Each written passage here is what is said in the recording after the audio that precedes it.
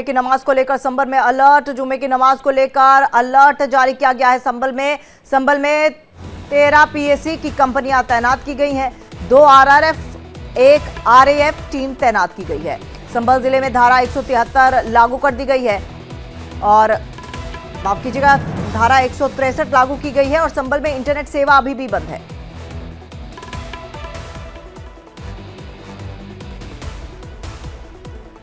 तो धारा 163 लागू कर दी गई है, इंटरनेट सेवा अभी भी बंद कर दी गई है।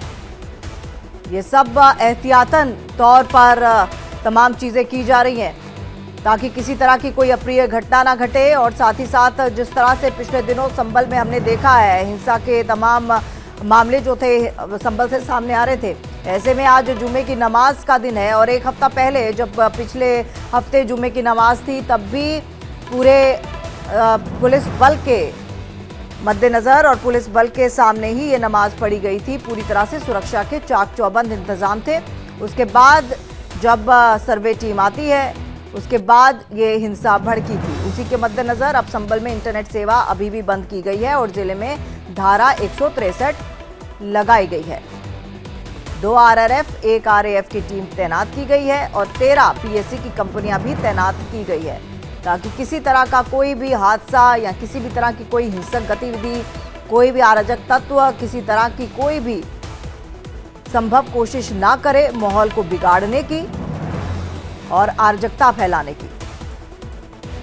आज जुमे की नमाज पढ़ी जाएगी और उसी के मद्देनजर ये तमाम इंतजाम किए गए हैं। तो पूरी तरीके से इंतजाम पुख्ता किए गए हैं। हमारे साथ अखंड प्रताप शाही जुड़ चुके हैं लाइव इसी खबर पर ज्यादा जानकारी के साथ। रुक करते हैं अखंड का। अखंड, आज बिना किसी भूल चूक के और बिना किसी कह सकते हैं कि कोई भी कोताही ना बरती जाए, उसी को लेकर आज तैयारियां पूरी हैं जुमे की नमाज को लेकर। ये बिल्कुल तैयारियां पूरी कर ली गई हैं और क्योंकि रविवार को जिस तरीके से बवाल हुआ था उसके बाद से 5 लोगों की जान गई थी और तमाम गोलीबारी हुई थी। 19 पुलिसकर्मी उसमें घायल हुए थे। प्रशासन के अधिकारियों को भी चोट लगी थी। खुद एसपी को छर्रा लगा था। तो ये तमाम सारी दिक्कतों को देखते हुए ये सारी तैयारियां पहले से कर ली गई हैं। अब तक कल 3 लोगों की और गिरफ्तारी हुई तो कुल 30 लोगों की अब तक गिरफ्तारी हो चुकी है। 27 लोग पहले से गिरफ्तार थे जिनमें 2 महिलाएं शामिल हैं। तो इस तरीके से अगर देखा जाए तो तैयारी पूरी चल रही है कि कहीं भी किसी अप्रिय घटना को कोई अंजाम न देने पाए। और चूंकि आज जुमे की नमाज है और आज ही माना जा रहा है कि जो सर्वे रिपोर्ट है वो भी कोर्ट में पेश होगी और इस पूरे मामले को लेके इसलिए भी आज अधिक संवेदनशीलता बरती जा रही है और हर तरफ चौकसी बरती जा रही है। पुलिस के जवान बढ़ाए गए हैं, पीएससी की कंपनियां बढ़ाई गई हैं। इसके अलावा जो आरएएफ को तैनात किया गया है, 2 कंपनी आरएएफ को तैनात किया गया है। साथ में जो प्रशासनिक अधिकारी हैं जिसमें कमिश्नर शामिल हैं, जिसमें डीआईजी शामिल हैं, उन्होंने देर रात कल पूरे इलाके का जायजा लिया है। कोटबरगी इलाका जहाँ पे ये बवाल हुआ था उस पूरे इलाके को खास तौर पे रडार पे रखा गया है कि कहीं कोई हिंसा फिर से न भड़कने पाए। उधर दूसरी तरफ अगर देखा जाए तो जमीयत की तरफ से जो मदनी हैं उन्होंने 5-5 लाख रुपए हर मृतक को शहीद बताते हुए उन्होंने उनकी मदद करने की बात कही है। दूसरी तरफ तौकीर रजा इस पे पॉलिटिक्स कर रहे हैं, उन्होंने भी यही कहा है कि वो शहीद हैं, उन्होंने धर्म की रक्षा में अपनी जान गंवाई है। कुछ इस तरीके की चीजें भी साथ साथ चल रही हैं जिसको लेके एक माहौल टेंस बना हुआ है। लेकिन अभी भी ये कहा जाए कि परिस्थितियां पूरी तरीके से नियंत्रण में है, हालात पूरे नियंत्रण में है। पुलिस अपनी तैनाती के साथ ही पुलिस अपनी मैसेज देने की कोशिश कर रही है, धरपकड़ कर रही है। जिन लोगों को आरोपी बनाया गया है उनकी पहचान करने की कोशिश की जा रही है। वीडियो साक्ष्य के आधार पर ये सभी पहचान किए गए हैं। कल जो 3 गिरफ्तारियां हुई हैं उनको वीडियो मिलान के बाद ही उनकी गिरफ्तारी की गई है। तो ये लगातार ये सारा प्रोसेस भी चल रहा है और दूसरी तरफ शांति बहाली की कोशिश भी साथ साथ जारी है। और अखंड, क्या आवाजाही अभी भी उस एरिया में बंद है? क्या किसी तरह का कोई भी बाहर का शख्स या बाहर से कोई भी संभल में नहीं आ सकता? अभी एंट्री बंद है? ये बिल्कुल 30 तारीख तक के लिए ये किसी की भी बाहरी के प्रवेश की इजाजत नहीं है और इसके लिए पाबंदी लगाई गई है। और साथ में जो इंटरनेट सेवा है वो आज शाम 4 बजे तक के लिए बंद की गई है। अगर हालात नियंत्रण में रहते हैं तो ये आज शाम 4 बजे के बाद बहाल कर दी जाएगी इंटरनेट सेवा। और अगर हालात थोड़े से भी ये लगता है प्रशासन को कि अभी और जारी रखने की जरूरत है पाबंदी, तो पाबंदी लगाई जा सकती है। अखंड, अगर स्थानीय लोगों की बात करें, स्थानीय लोगों का क्या कुछ कहना है? क्योंकि पिछले एक हफ्ते से जिस तरह से स्थानीय लोग इस पूरी हिंसा से होकर गुजर रहे हैं, चाहे वो किसी भी समुदाय के लोग हों, उनका क्या कहना है? क्या आज जुमे की नमाज के दिन पूरी तरह से आश्वस्त है कि सुरक्षा व्यवस्था पूरी तरह से ठीक रहेगी? लेकिन लोगों को अभी मिली जुली प्रतिक्रिया आ रही है, क्योंकि जुमे का नमाज है तो ज्यादातर जो मुस्लिम बहुल इलाका है, और क्योंकि कोटभरगी इलाका पूरी तरीके से कहा जाए तो मुस्लिम बहुल इलाका ही है, तो वहां पे अभी लोगों में तनाव है, वो खुल के कुछ नहीं कह पा रहे हैं। और इधर अगर सामने की तरफ मस्जिद के सामने वाले इलाके की बात करें जहाँ पे हिंदू समाज रहता है ज्यादातर, तो उनमें अगर बात करें तो उनको भी थोड़ा सा तनाव तो है।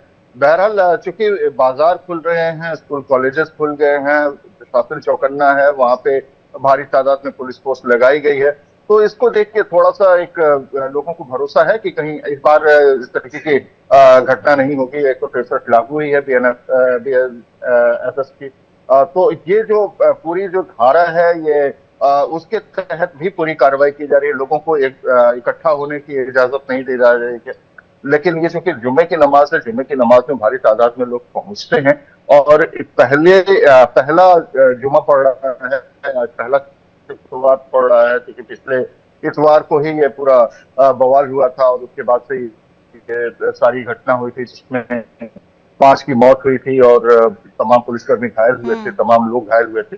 तो उसको देखते हुए ये माना जा रहा है कि ये चूंकि पहला है तो इसमें विशेष सतर्कता बरते जाने की जरूरत है, और इसको लेके ही प्रशासन पूरी तरीके से चौकन्ना है। कल देर रात जिस तरीके से DIG और कमिश्नर ने क्षेत्र का दौरा किया और एक मैसेज देने की कोशिश की कि किसी भी तरीके का कोई बवाल न होने पाए, वो अब आज कितना असर डालता है ये देखने की बात होगी। क्योंकि आज ही ज्यादा महत्वपूर्ण इस वजह से भी हो जाता है कि आज ही जो सर्वे रिपोर्ट है उसके पेश होने की बात कही जा रही है चंदोकी कोर्ट में, इसके पेश होने की बात कही जा रही है। उम्मीद की जा रही है, हालांकि कोई तय नहीं है, मुमकिन है कि इसमें सर्वे रिपोर्ट में कुछ और समय मांग लिया जाए, लेकिन आज जहां तक उम्मीद है कि आज इसको पेश किया जाएगा। जी, और अखंड, सर्वे रिपोर्ट अगर आती है तो कितने बजे तक आएगी? क्योंकि ये भी बड़ा सवाल है, अगर जुमे की नमाज से पहले आ जाती है और सर्वे रिपोर्ट में कुछ ऐसा निकलता है तो फिर थोड़ी सी तनावपूर्ण स्थिति हो सकती है।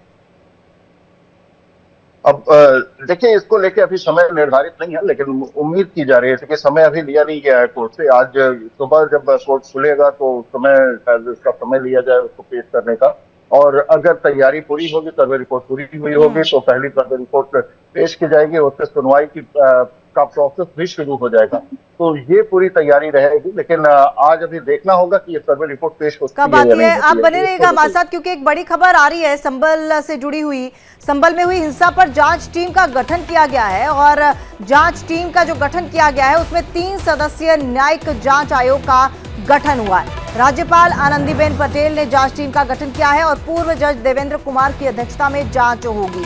पूर्व IAS अमित मोहन प्रसाद जांच टीम में भी शामिल है, और पूर्व IPS अरविंद कुमार जैन भी जांच टीम के सदस्य हैं। 2 महीने में जांच रिपोर्ट राज्यपाल को सौंपी जाएगी। तो 2 महीने का समय, उसके बाद जांच रिपोर्ट सौंपेंगे, यानी कि जो पूरी संभल में हिंसा हुई थी उसको लेकर जो जांच टीम है अपनी रिपोर्ट जो है वो 2 महीने के अंदर अंदर सौंपेगी। हमारे साथ हमारे सहयोगी लगातार जुड़े हुए हैं। अखंड, क्या कुछ अपडेट आपके पास है? क्योंकि 2 महीने में जांच रिपोर्ट राज्यपाल को सौंपनी होगी।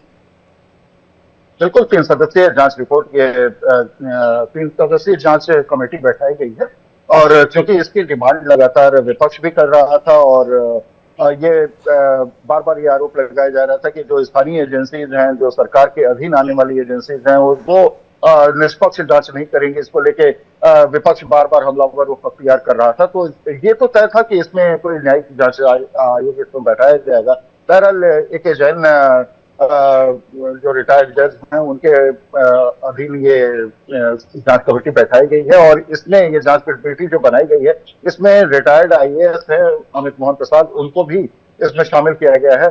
सीनियर IAS ऑफिसर होकर रिटायर हुए थे, ACS होकर रिटायर हुए थे, तो अब उनकी मौजूदगी भी इसमें रहेगी। तो कुल मिला के ये जांच रिपोर्ट 2 महीने में अपनी रिपोर्ट कोर्ट को सबमिट करेगी, और उसमें ये पता चल पाएगा कि क्या कुछ हुई थी। सिलसिलेवार तरीके से वो रिपोर्ट तैयार की जाएगी, क्या कुछ घटना हुई थी, कौन कौन लोग इसमें शामिल थे, क्या असल वजह बनी थी, इतना बड़ा बवाल कैसे हुआ था। ये तमाम पहलू जो हैं जिनका सच सामने आने की जरूरत चलिए, है, तो उन बहुत बहुत सच को धन्यवाद सामने लाने की आपका कोशिश अखंड, करेंगे। बहुत